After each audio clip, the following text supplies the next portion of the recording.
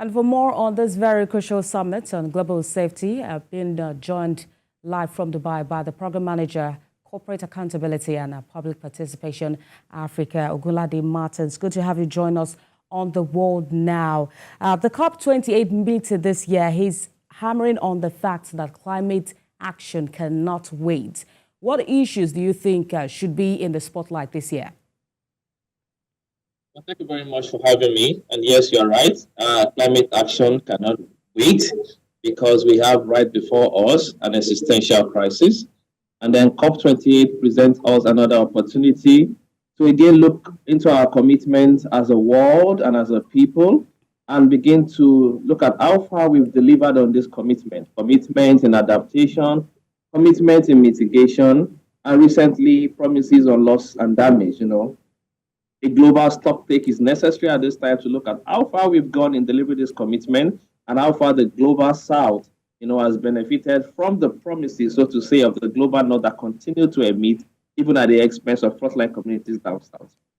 Also, we know that a loss and damage fund to help nations hit by climate change has also been approved to be released as against the pledge of $100 billion that was pledged towards this goal in 2015, which were not disbursed.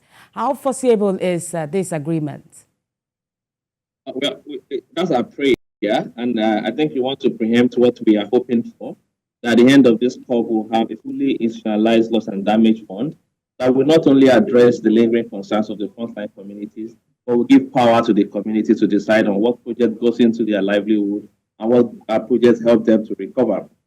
That does not in any way negate the importance of the GGA, the $100 billion that you made mention of, but then there are conversations around the sincerity of the West in delivering of this fund. So while we are shifting the attention to loss and damage, that will give more discretion to the community to decide what project works for them, we are still telling the West to be more committed, to release this fund to Africa and for African heads of state to also devise means, for climate actions that will address the plight of those in the frontline community. So we hope, and very strongly, that at the end of this COP, we'll be able to smile back home, hoping that the community wins by the issuance of, loss and damage fund that will take, the power off the north and give, some bit of it to the south for projects that would address climate concerns that continue to pass to us here in Africa. All right, Mr. Ogunlade, let's also quickly get your reaction to the absence of the president of the world's biggest emitters, that's the United States, and China not being in attendance at the COP28 summit. Are they leaving the decision to the developing nations? We are not entirely surprised because we see very clearly the handwriting of the US and, of course, the handwriting of the China in trying to water down the agitation for loss and damage. They continue to say that reparations must be reduced to charity and commensurate compensation must be reduced to hate. And then, so when you see them dodging conversations that will make them to pay their historical liabilities, people like us from the global south are not entirely surprised. They are dealing with the people who knows how to play the game and who seems to have completely buy over, our leaders here in Africa by the introduction of carbon markets and telling them that Africa can continue to serve as sinks, for carbon emission with the intention to keep them polluting. So we are not entirely surprised. And then that is why we have our agitation now more renewed, to call them out and to prevail on them to do what is right. And then when you look about the influence of United States of America insisting that the loss and damage should be domiciled in the World Bank, it's also a game being played by the powerful boys. And then we are not surprised. But then a people that is committed will always, deliver on their on a set goal, and that's why you see us here and see us still prevailing on them to do what is right, particularly for those of us in the global south. We're bringing it back to the fact that climate action cannot wait. What are the measures that you feel that should be taken if you are to, curtail global action? Well, renewed efforts in global goal and adaptation. $100 billion that has failed to be delivered upon need to be tripled because of the increasing number of climate crises that we continue to face in Africa.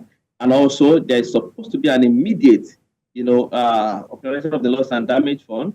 And Africa is not a sacrificial zone. That message should be loud, that message should be clear, and that message should be well accepted by our leaders. So we are not a sacrificial zone. What we want is a a negotiation that will enforce liabilities, and we also devise means to not reducing liabilities to charity. So we are asking for commensurate compensation from the West that continue to play around this liability. So what we want now is commitment that will deliver on these promises, not just on paper, but as we begin to see them play out in real life.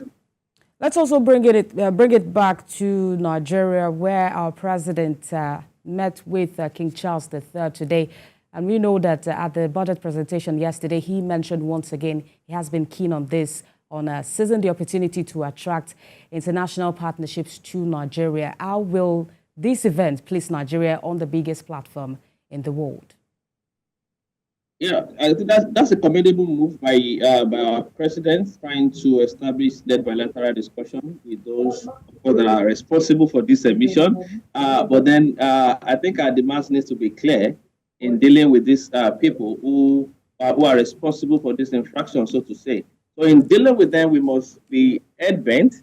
The emphasis on carbon markets should be de-emphasized, so to speak, and then emphasis on climate finance should be more strengthened. And we hope that our government will begin to see this as something that they should deliver upon. So it's a good move, but we hope that these promises will translate to actions as it addresses the concerns of the frontline communities that continue to bear the biggest brunt of climate crisis that are not responsible.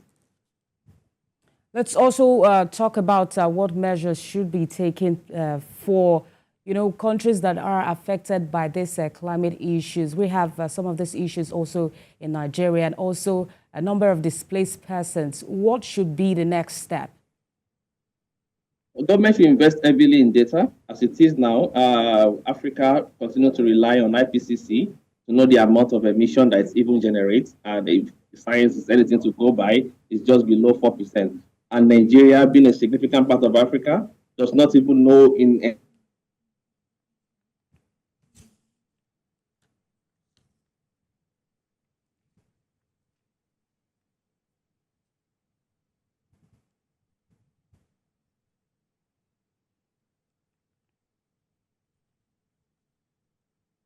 supposed to be the beneficiaries of this policy.